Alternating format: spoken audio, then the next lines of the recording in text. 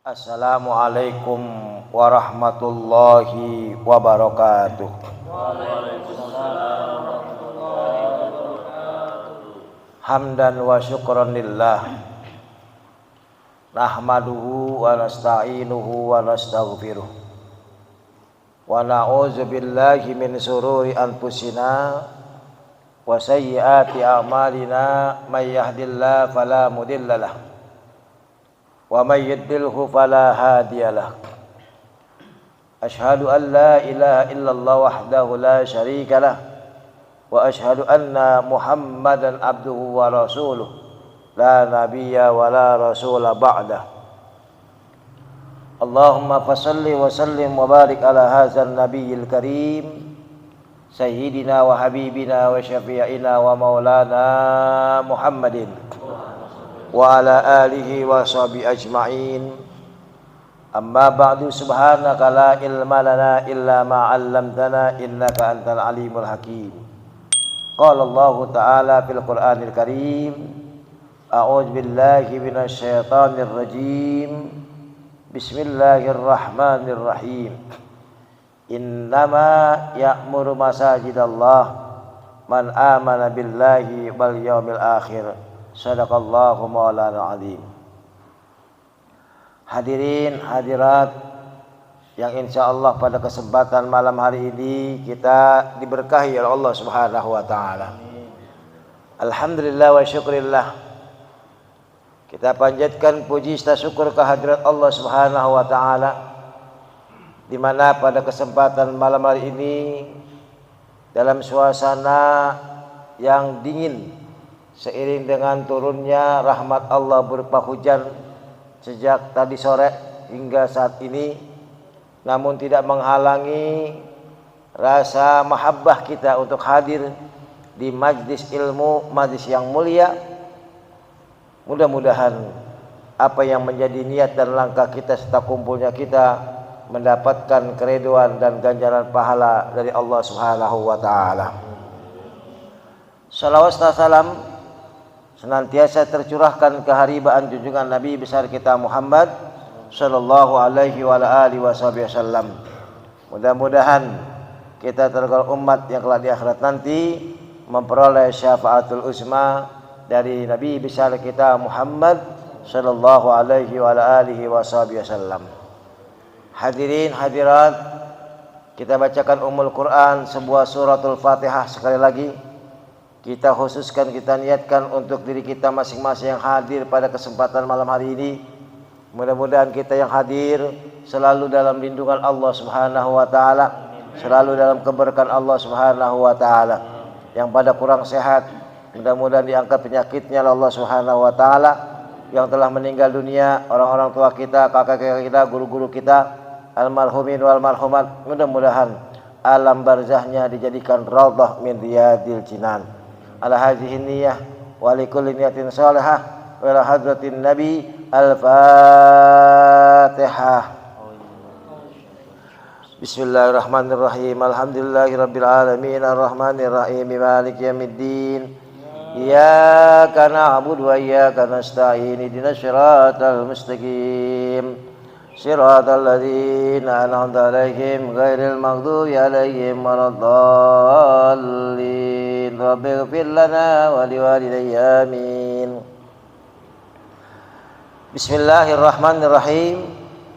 Qala Syekhuna al-Muallif rahimakumullah wa nafa'ana bihi wa bi ulumihi fid darin amin. Faslun alladzi yalzamu fihi niyatul imamati arbaun. Al-jum'atu wal mu'adatu wal manzuratu jama'atan wal mutaqaddimatu fil matar. Nah, pada kesempatan malam hari ini kita akan membahas tentang sholat yang mengharuskan meniatkan imam. Ya, kita akan membahas tentang sholat yang mengharuskan meniatkan imamah atau niat menjadi imam. Ya, ini diwajibkan, ada 4 macam. alladzi yalzamu fihi niyatul imamati arbaun, yang mengharuskan niat imam itu ada 4 di dalam masalah sholat. Ya, ada 4 waktu atau ada 4 pelaksanaan yang wajib si imam ini niat menjadi imam. Ini dalam hal masalah sholat berjamaah. Makanya sholat berjamaah itu lebih afdol daripada sholat sendirian. Ya. Sholatul jamaah afdol min sholatil fardhi. Sholat jamaah itu lebih afdol daripada sholat sendirian. Pahalanya ada yang mengatakan 27 kali lipat. Dalam riwayat lain 25 kali lipat. Artinya begitu besarnya, begitu banyaknya pahala orang yang berjamaah. Kan minimal orang berjamaah itu ada imam, ada makmum. Ya. Kalau kalian sholat di rumah, misalkan nggak sempat di masjid, nggak sempat di musola, silakan berjamaah. Ya, di rumah, apakah dengan orang tua, apakah yang sudah nikah, apakah dengan istrinya. Ya. Tapi sholat berjamaah itu bagi laki-laki afdolnya di masjid atau di musola. Sementara perempuan itu sholatnya yang paling afdol di rumah. Ya, sholat yang paling afdol bagi laki-laki di masjid atau di musola.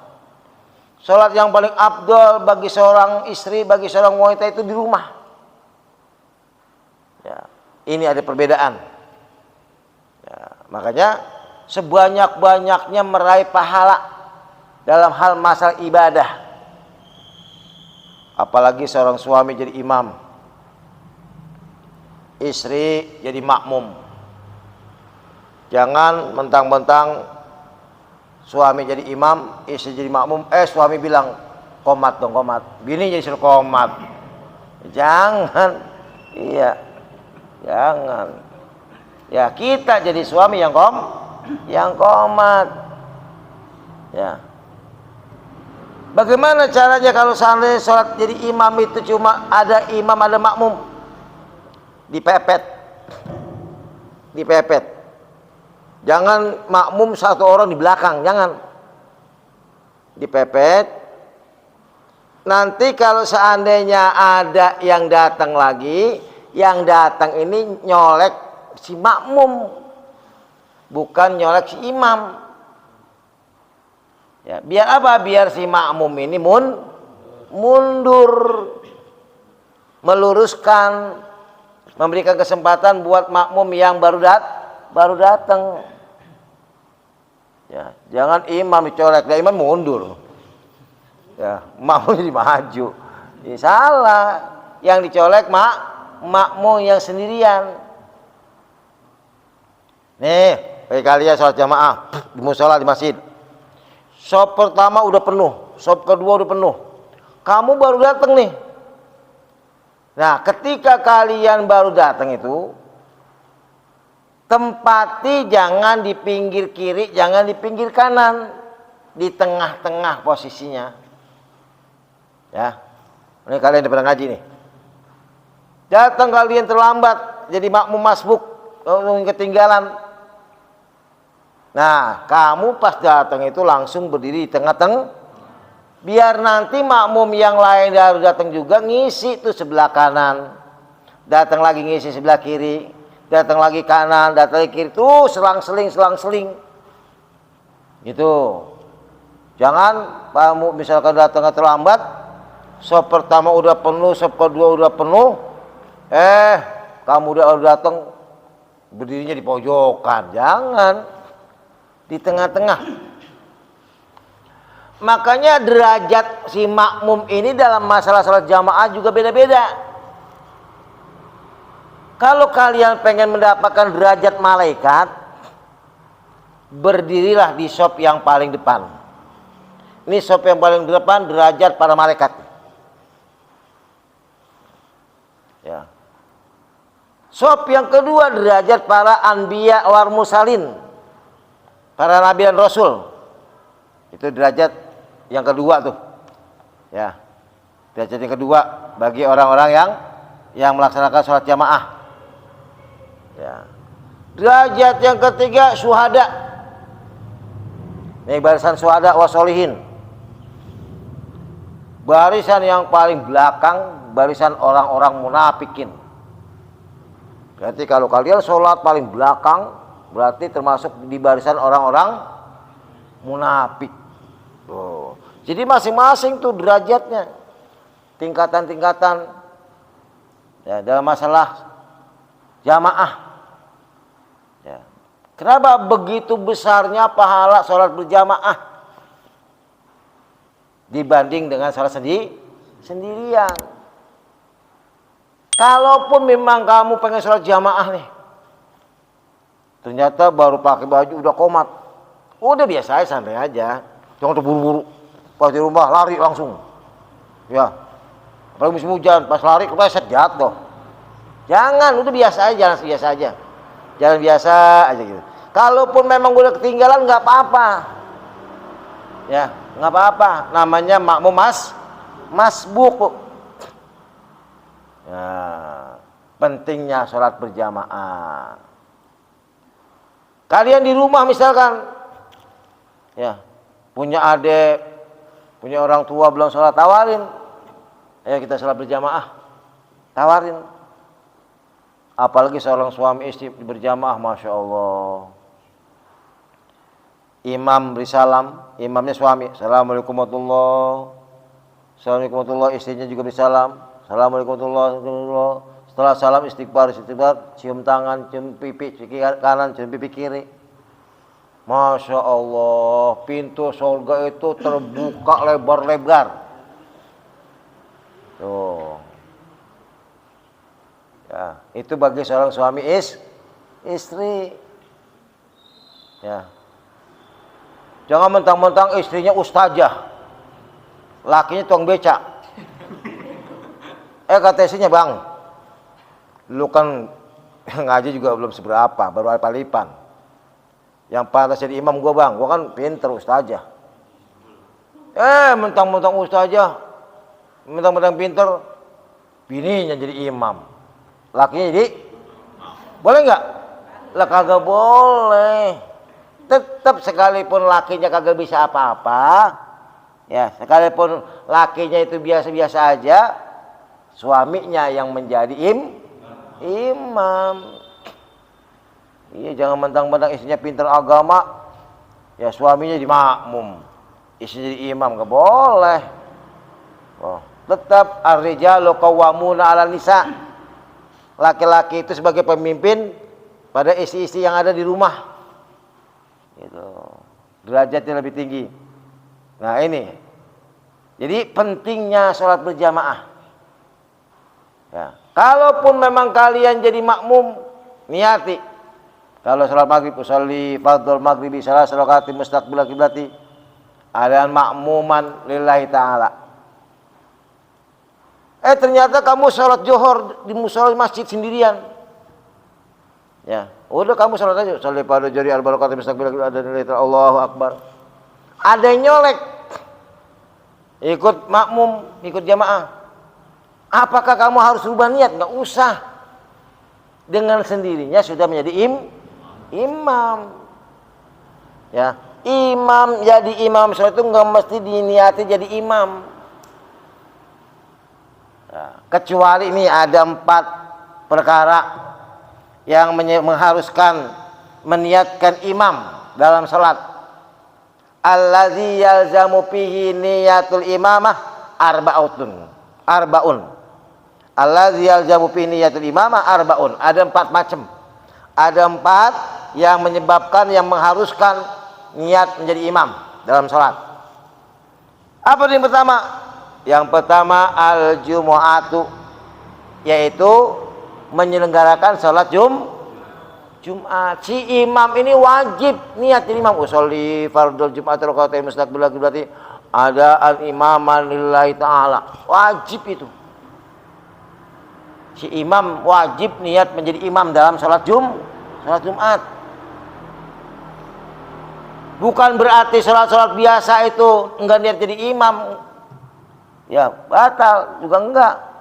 Kalau sholat biasa, misalkan kalian jadi imam nih. Ya, jadi imam. Tanpa kalian niat jadi imam pun, karena ada jamaahnya, sudah dikatakan imam. Tapi kalau sholat Jumat, sekalipun memang banyak jamaahnya, wajib si imam itu niat menjadi imam.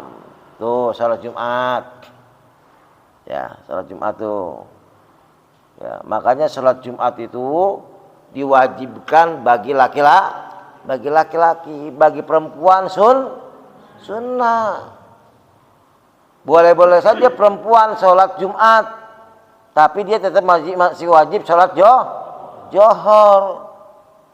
Itu bagi perempuan. Kata perempuan, saya mau ikut sholat Jumat, silakan. Tapi nanti pada waktu sudah selesai, tuh wanita sholat johor lagi.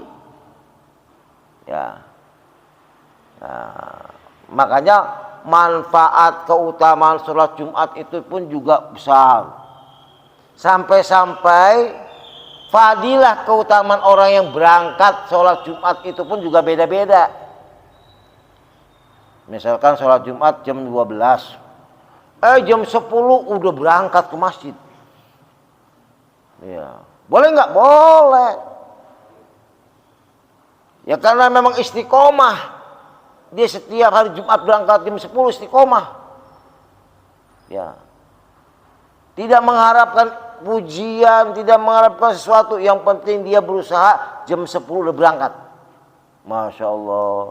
Barang siapa yang berangkat di waktu awal melaksanakan sholat Jumat, maka seolah-olah dia mendapatkan ya pahala menyembelih ya 1 ekor sapi. Waktu pertama tuh. Ya, marbot baru pada buka pintu. Dinyampe. Langsung tuh sholat itikaf. Ya, sholat sunnah yang lain dikerjakan. Tuh pahalanya seolah-olah dia korban 1 ekor sapi, atau 1 ekor kerbau, atau 1 ekor onta. Bagi orang yang sholat pada waktu yang kedua, seolah-olah dia mendapatkan pahala seperti orang yang berkorban 1 ekor kambing. Waktu ketiga, 1 ekor ayam. Paling bontot tai ayam. Iya. Itu. Fadilahnya besar.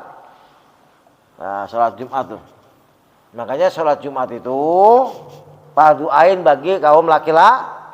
Ya ayyuhalladzina amanu idza nudiya lis-sholati min yaumil jum'ah fas'au ila zikrillah wa zarul bai'. Kalau udah dikumandangkan suara azan pada hari Jumat, yang beraktivitas, yang jualan, yang kerja, berhenti dulu. Tinggalkan dulu keduniawian. Yang dagang tutup dulu dagangannya. Yang kerja istirahat dulu. Yang lagi ngojek istirahat dulu. Pokoknya yang sedang usaha apapun, kalau di hari Jumat kumandangnya azan Jumat sudah berkumandang. Ya, wazarul bai', tinggalkan itu semuanya. Ya, semuanya tinggalkan. Jangan sampai takut ntar enggak dibeli. Jangan takut nanti misalkan enggak ada yang layanin, tutup. Itu tutup. Ya, di kota Mekah, di kota Madinah itu tiap waktu azan johor tutup. Habis johor buka lagi. Azan asar tutup. Habis asar buka lagi. Mau maghrib tutup. Habis maghrib buka lagi. Buka tutup. Kalau di sini mah 24 jam buka mulu. Iya. Ya sembahyang kagak. Iya, sembahyang kagak. 20 jam buka mulu kagak tutup. Ya Allah. Ini. Jadi sholat Jumat itu yang mewajibkan menjadi imam. Yang pertama adalah sholat Jumat. Yang kedua, wal muadatu. Yang kedua, dianjurkan atau dikhususkan ya, atau diharuskan niat menjadi imam itu ketika muadah. Apa itu mu'adah? Mengulang sholat berjamaah. Kok sholat berjamaah diulang? Nah ini contoh ketika pelaksanaan sholat Jumat. Karena kan syarat sholat Jumat itu minimal ya 40 orang yang wajib asli penduduk atau mukimin. Nah ternyata di lingkungan itu dikhawatirkan kurang dari 40. Maka dilaksanakanlah sholat i'adatul Jumat. Sholat mengulang sholat Jumat dengan cara melaksanakan sholat johor. Sholat Jumat selesai sholat Jumat baru niat i'adah menjadi sholat johor. Kenapa? Ihtiyat kekhawatiran di antara pelaksanaan sholat Jumat tadi enggak sampai 50% orang yang mukimin. Ya, kebanyakan musafir, pekerja dan sebagainya. Maka diperbolehkan itu namanya sholat i'adah. Ya, mengulang sholat i'adah. Termasuk mengulang sholat berjamaah. Ini misalkan kamu udah sholat isya berjamaah nih. Udah jadi makmum. Atau kamu tadi jadi imam. Ada yang baru datang. Pengen sholat jamaah. Yang baru datang bilang, aduh pengen sholat jamaah udah gak ada lagi nih. Nah, padahal kan kamu tadi udah sholat jamaah tuh. Apakah boleh sholat lagi berjamaah dengan tujuan membantu yang baru datang biar melaksanakan sholat jamaah? Boleh aja. Bahkan dapat pahala sodakoh. Itu namanya menolong orang dalam berbuat ibadah. Misalkan kamu udah sholat isya nih. Ya, assalamualaikum warahmatullahi. Kamu mau pulang, ada orang baru datang. Mas, saya pengen sholat isya nih. Boleh dong jadi imam. Kira-kira kamu mau nggak? Padahal tadi udah sholat isya, mau nggak? Jarang orang mau. Mohon maaf mas, tadi saya udah sholat. Masa sholat mulu ya? Iya.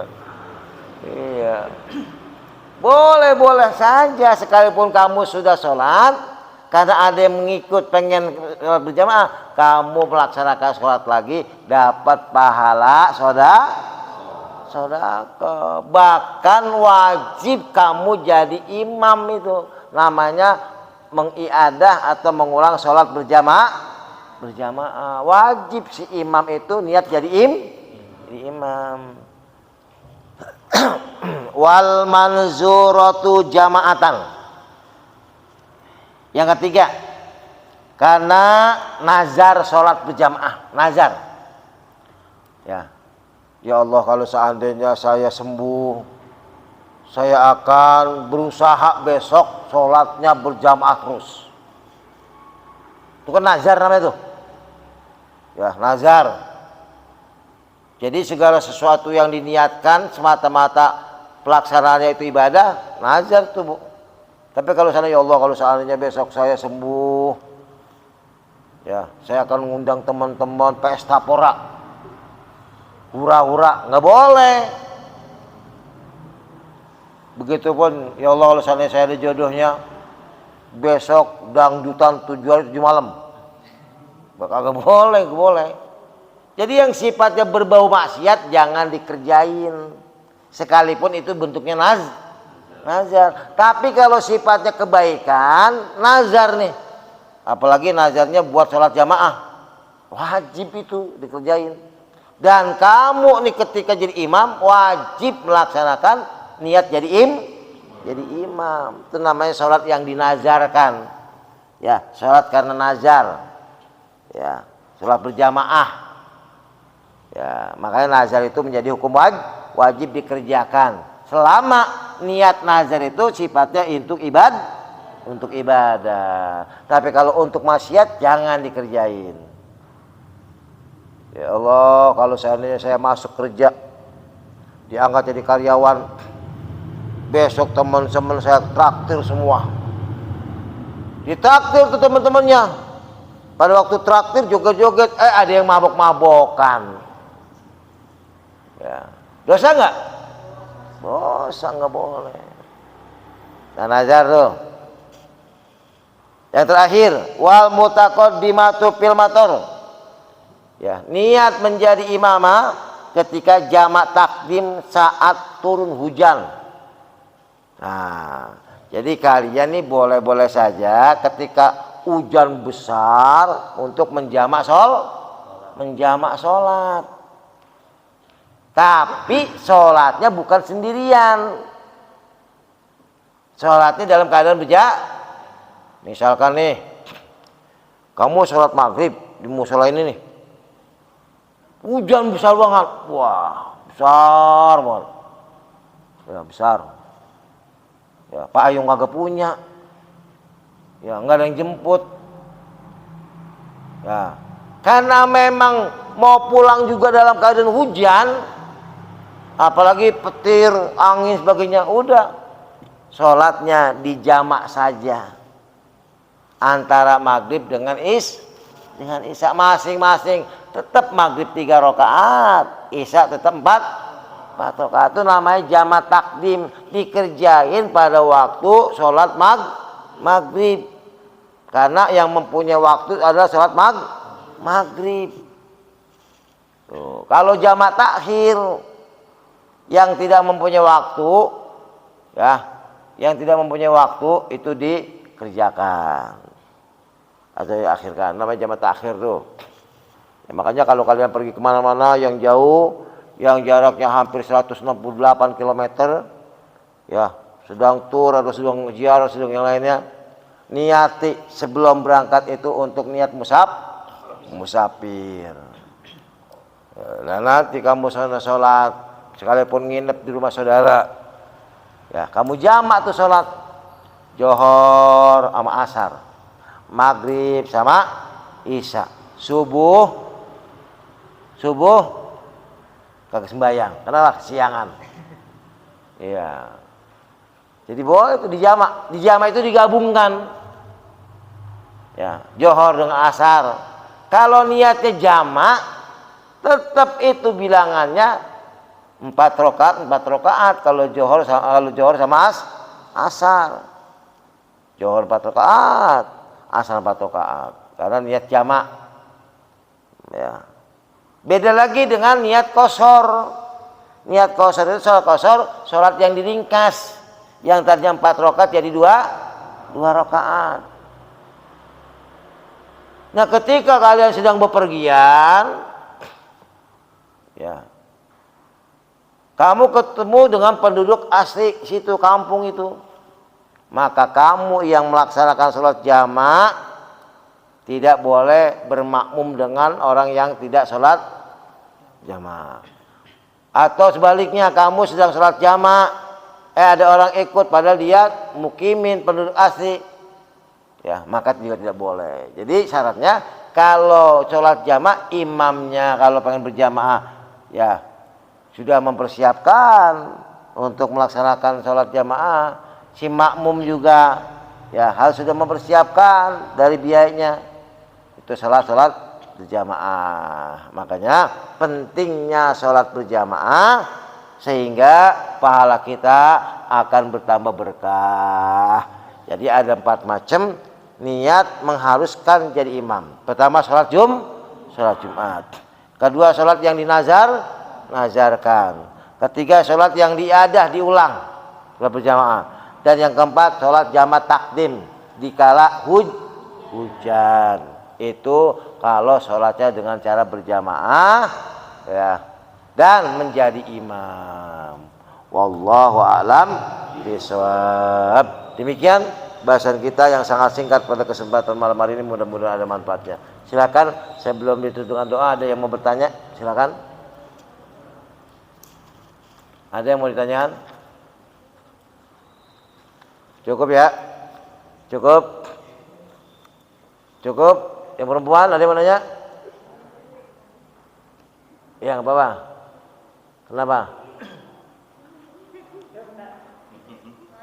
Lah, nggak usah malu. Kok malu? Nanya malu. Ya nggak apa-apa, silakan.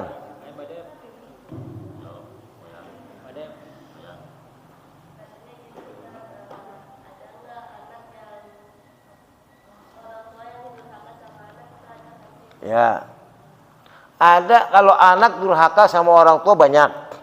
Apakah ada orang tua yang durhaka sama Ada. Ada 4 hal yang menyebabkan orang tua durhaka sama Pertama, karena orang tua terlalu kasar dengan anak. Nggak boleh. Allah nggak suka orang tua yang begitu tuh.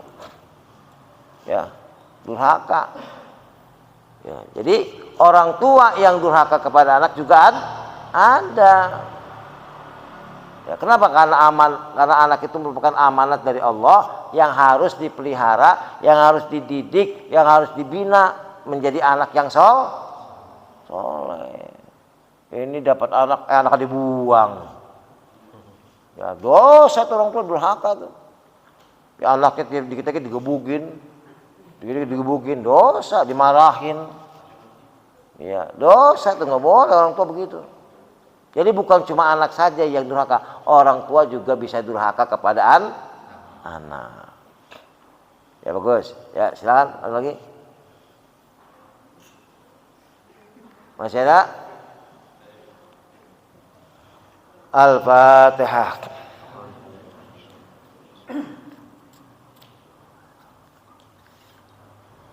Surah إليك كلمات الكريم اللهم صل على محمد وعلى آل سيدنا محمد اللهم انفعنا بما علمتنا وعلمنا ما ينفعنا وزدنا من نافعا متقبلا ورزقا حلالا طيبا كثيرا مباركا برحمتك يا أرحم الراحمين اللهم اجعلنا هذا جمعا مرحوما واجعل تفرقنا من بعده تفرقا معصوما ربنا آتنا في الدنيا حسنة وفي الآخرة حسنة وقنا عذاب النار وصلى الله على سيدنا محمد وعلى آله وصحبه وسلم والحمد لله رب العالمين سبحانك اللهم وبحمدك أشهد أن لا إله إلا أنت أستغفرك وأتوب إليك السلام عليكم ورحمة الله وبركاته.